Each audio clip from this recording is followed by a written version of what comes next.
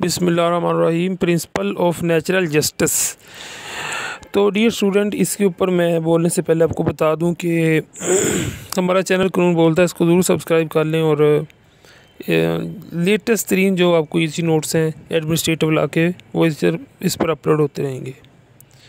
तो चलते हैं क्वेश्चन की तरफ। तो प्रिंसिपल ऑफ नेचुरल जस्टिस, सबसे पहले सवाल का नेम के ऊपर हम ज़रा गौर करें कि प्रिंसिपल्स ऑफ नेचुरल जस्टिस के जो नेचुरल जस्टिस है, जिसको एडमिनिस्ट्रेटिव लॉ कहता है कि नेचुरल जस्टिस होना चाहिए, और उसके प्रिंसिपल क्या है, ठीक है, यानी कि उसके असूल क्या हैं, यानी कि वो किन बुनियादों पर प्रिंसिपल ऑफ नेचुरल जस्टिस चाहता है, नेचुरल जस्टिस को किन बुनियादों पर परख रहा है।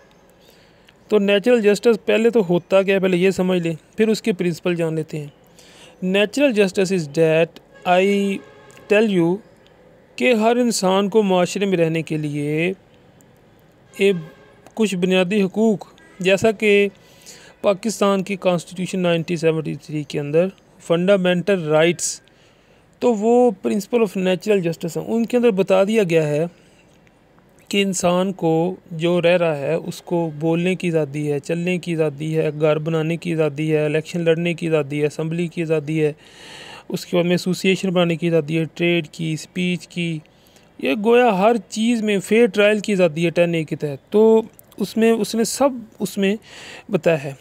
तो ये नेचुरल जस्टिस है कि हर इंसान को उसके बुनियादी हकूक़ दिए जाएं, जब उससे कोई चीज़ ली जाए उसके ख़िलाफ़ कोई उसका यानी कि हक सल्फ किया जाए तो उसको इंसाफ दिया जाए, ये प्रिंसिपल ऑफ नेचुरल जस्टिस है।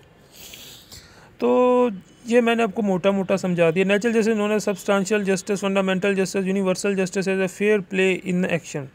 तो इसकी तीन काइंड है, substantial, fundamental, universal. Defined by the Smith, इसको करता है केस लॉ डेफिनेशन। उसकी सालमन उसकी जो केस लॉ डेफिनेशन पढ़ लें, तो केस दिया इसके अंदर उन्होंने यूनियन ऑफ इंडिया और कॉटन मिल है उसके, ठीक है।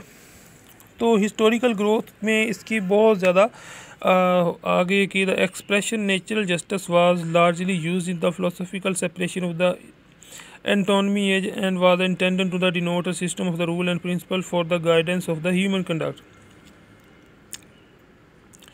वो उसने यहाँ पर इंग्लैंड पीरियड का बहुत ख़ास किस्म से तज़किरा किया। वो कहता है कि the reason of the development of the equity, यानी कि जो इक्वटी थी, मसावत थी इंग्लैंड में, और much to the natural law, जो कि नेचुरल लॉ की तरह के थी। डेवलपमेंट ऑफ नेचुरल लॉ में उसने नेचुरल जस्टिस में बहुत किरदार अदा किया।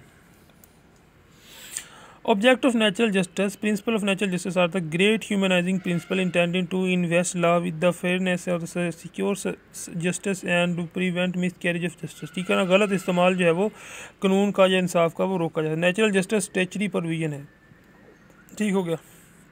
Who can observe the principle of natural justice? It is a settled law and there is no dispute that the principle of natural justice are binding on all the courts, judicial bodies and the quasi-judicial authorities। तो ये तमाम पर यकसान लागू होता है natural justice, ठीक है। अच्छा, मैं आपको एक और मिसाल देता हूँ, आपको पेपर में बहुत आसानी से लिख सकते हैं कि नेचुरल जस्टिस में फंडामेंटल राइट्स, उसने कहा ना अभी कि 3 किस्म है। तो फंडामेंटल राइट्स आप लिख सकते हैं कि जो during even emergency in country, even in Pakistan, the article 10 of 1973 constitution which is about the fundamental rights, okay। तो जो फंडामेंटल राइट्स के जो आर्टिकल 10 है ये ख़त्म नहीं होता, ये इमरजेंसी में भी ख़त्म नहीं होता, क्योंकि ये एक इंसाफ है। ये नेचुरल जस्टिस जो है उसके तहत जो है वो कि हर इंसान का हक है, उसको इंसाफ दिया जाए, उसको एक रहने का हक दिया जाए, तो ये तब भी ख़त्म नहीं होता, ठीक है। बेसिस ऑफ इंटरेस्ट और नो मैन शैल बी ए जज in his own cause.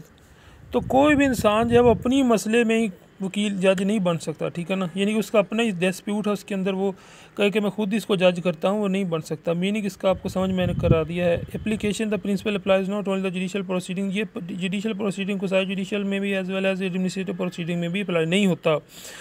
Case law 2003 SCMR 104 base explain करता है द जज शुड बी इम्पार्शियल और न्यूट्रल होना चाहिए, ठीक है। उसमें indifferent parties controversy he can जज, अपने मसले में जज ना बने। पोजीशन और act judiciary as to the decide materially objectively. Types of base, pecuniary, personal, basis on subject matter, pre convinced, notion base, ठीक है। तो ये मुख्तलिफ़ किस्म की टाइप बताई हैं कि ये किस तरह का होता है नेचुरल जस्टिस के अंदर। पिक्यूनरी बेस मालियाती हो गई, और उसके बाद में जो पर्सनल होगी किसी की ज़ाती तौर पर, उसके बाद में according to lord's meaning basis as to subject matter, ये सब उसने उसकी रीज़न बता दी। ऑडी अल्ट्रम पल्ट्रम, यानी कि ऑडी अल्ट्रम पल्ट्रम है means here the other side, okay, mean here the other side.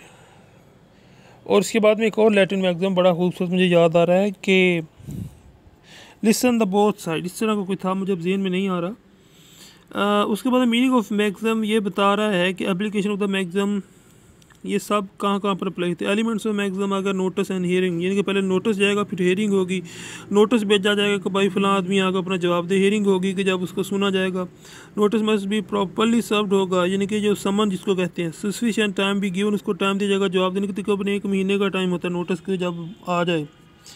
Notice must be adequate, यानी कि 1 महीने का वक्त सॉरी होता है कि जब आपके पास समन आ जाए और आप आगे अदालत में आ जाएं तो आपको जो रिटर्न स्टेटमेंट, तो ये सारा मौके जो ये नेचुरल जस्टिस है ना, हेयरिंग का जिसको हक दिया जाए, कंडीशंस ऑफ हेयरिंग रखी जाए, रिसीविंग ऑफ एविडेंस रखा जाए, disclose of material to the party, और उसके बाद में opportunity to cross examine of the witnessing, के क्रॉस एग्जामिन का भी इसको मौका दिया जाए। क्रॉस एग्जामिन और चीफ एग्जामिन का आपको पता है, अगर नहीं पता तो मैं बता देता हूँ। चीफ एग्जामिनेशन होता है कि जो मदई उसके ऊपर किया जाता है, मदई का वकील मदई से अपने गवाहान से पूछताछ कराता है, और जो क्रॉस एग्जामिन होता है वो डिफेंडेंट पार्टी का वकील मदई से जो होता है उससे पूछताछ करता है, इसको क्रॉस एग्जामिनेशन कहते हैं। और ये हिस्सा है बड़ा इंपॉर्टेंट केस का, और इसके अंदर बहुत सारी कलियाँ खुलती हैं। Exclusion of the exemption for the prisoner, ये statutory exception, legislation, necessity, fundamental inquiries, ये सब हैं। और इसकी जो जहाँ जहाँ पर ये बहुत अच्छे तरीके से चल रहा है, वहाँ पर इंग्लैंड है, यूएसए है, और ये तरह तरह के मुल्क जो बड़े इसको इन पाकिस्तान में भी ये आजकल जो है वो कर रहे हैं, कह रहे हैं यहाँ पर। तो केस लॉ पर पढ़ लेना है। कंक्लूजन में कह सकते हैं कि जो प्रिंसिपल ऑफ नेचुरल जस्टिस यही है कि इंसाफ को कायम रखा जाए और इंसाफ के जो तकाज़े हैं वो सब पूरे किए हैं। Thanks for watching. हमारे चैनल को बोलता दूर सब्सक्राइब करना।